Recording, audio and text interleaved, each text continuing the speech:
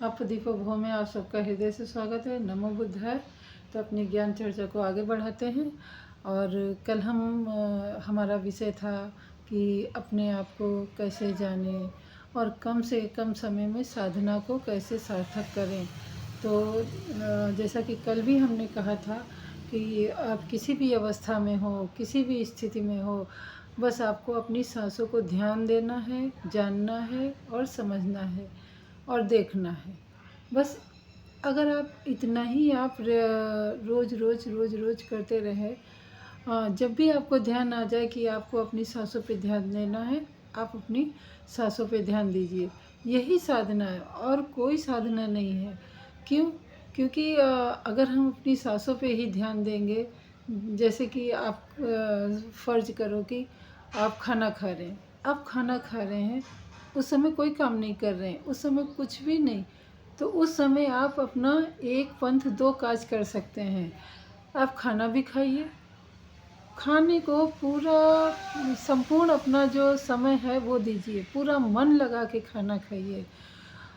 एक एक निवाला कैसे मुंह में जा रहा है, कैसे हम उसको चबा रहे हैं, कैसे उसको हम निगल रहे हैं, कितनी बार हम चबा रहे हैं। और ऐसा जब हम करेंगे तो हमारा पूरा ध्यान हमारे खाने पे रहेगा। अगर हमारा पूरा ध्यान खाने पे रहेगा तो हम उस समय अपनी सांसों पे भी ध्यान दे सकते हैं। थोड़ा सा बस अपने मन को जागरूक करना है।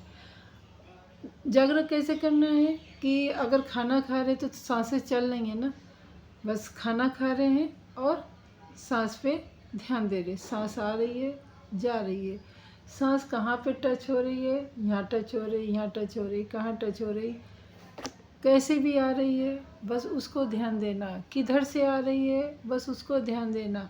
ज़बरदस्ती कुछ भी नहीं करने का। उसी प्रकार आप स्नान करने जाते हैं, उस समय भी आप कुछ नहीं कर सकते, यानी आप अपने पूरे शरीर के साथ रहते हैं। तो जब हम या फिर हम शौच करने जाते हैं, वो तो हर मानव का या फिर जानवर को प्रकृति का कोई भी प्राणी है उसका ये बेसिक कार्य है। तो अगर हम शौच को भी जा रहे हैं तो उस समय भी हम कुछ और नहीं करते, हम अपने पूरे शरीर पर ध्यान देते हैं। उस समय हम अपने शरीर के साथ रहते हैं। उस समय कोई हमें परेशान नहीं कर सकता, कोई भी इंगित नहीं कर सकता। तो उस समय सबसे ज़्यादा समय हमारा कब कब हम अपने साथ रहते हैं, एक बड़ा सवाल है, सोचने वाली बात। छोटी सी बात है, कोई ध्यान नहीं देता है कि हम अपने साथ कब कब रहते। तो अपने साथ हम खाना खाते समय थोड़ा थोड़ा रहते हैं। हालांकि अगर अकेले खा रहे हैं तो अपने साथ रहेंगे। अगर हम वही 3-4 लोगों के साथ खा रहे हैं या परिवार के साथ खा रहे हैं तो थोड़ा सा मन इधर उधर भटकेगा। परंतु सबसे ज़्यादा हम अपने साथ कब रहते हैं? शौच क्रिया करते समय या फिर हम स्नान करते समय। तो जब हम शौच क्रिया कर रहे हैं या स्नान कर रहे हैं, उस समय सबसे ज़्यादा हम अपने साथ रहते हैं और उस समय सबसे ज़्यादा हम अपनी संवेदनाओं पर ध्यान दे सकते हैं, अपनी सांसों पे ध्यान दे सकते हैं। सॉरी।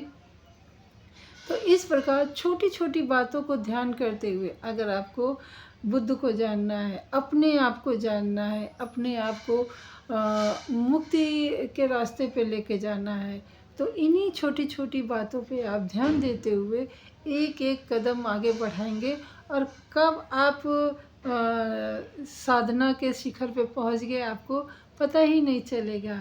तो आशा करती हूँ कि आपको थोड़ा सा समझ में आया होगा। तो आप ज़रूर कमेंट करके हमें बताइए और कृपया आप लाइक और सब्सक्राइब भी कर दिया करिए। अब मुझे कहना पड़ रहा है, अगर नहीं भी करेंगे तो वो आपकी इच्छा है, क्योंकि अगर हम बुद्ध साधना कर रहे हैं तो उस पर हम किसी पे आश्रित नहीं रह सकते या किसी से हम अपेक्षा नहीं कर सकते हैं। कहने का मेरा फ़र्ज़ है, मैं कह रही हूँ। आप आगे आपकी इच्छा। मिलते हैं अपनी अगली वीडियो में, तब तक के लिए नमो बुद्धाय।